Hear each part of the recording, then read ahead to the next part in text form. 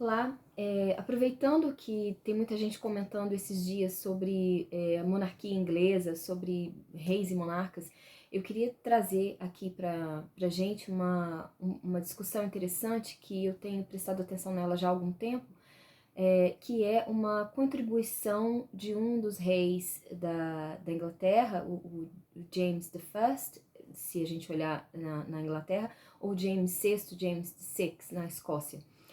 Uma contribuição que ele fez contra as mulheres, que é muito interessante. Esse rei, ele foi um rei muito severo, muito religioso. Ele contratou muitos tradutores, investiu muito dinheiro na tradução da Bíblia. Inclusive, hoje em dia, aqui na Inglaterra, se você compra uma Bíblia, está escrito na capa ou dentro, dentro do livro, está escrito lá que aquela Bíblia é de acordo com a tradução do rei James I ou James VI.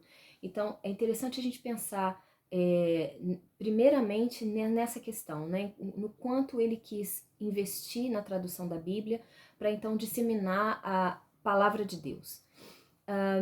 E aí ele tem uma questão muito interessante, que ao mesmo tempo que ele manda traduzir a Bíblia e manda distribuir essa Bíblia para o maior número de pessoas possível, ele faz ao mesmo tempo a escrita de um livro chamado Demonologia. Nesse livro, cujo original, se não me engano, está na Biblioteca Britânica, eu tenho uma cópia barata que a gente encontra em qualquer lugar daqui.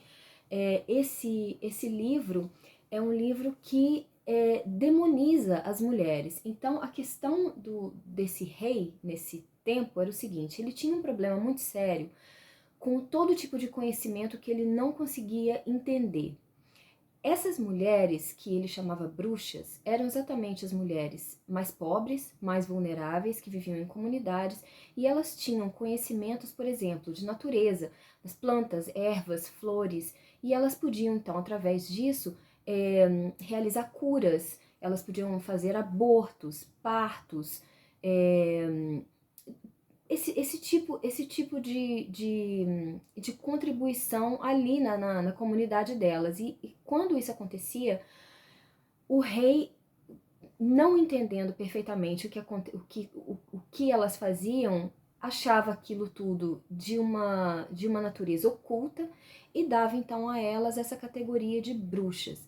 Foi esse mesmo rei, o James I, que investiu muito dinheiro nas fogueiras que queimavam essas mulheres em praça pública, principalmente na Escócia, onde isso aconteceu bastante.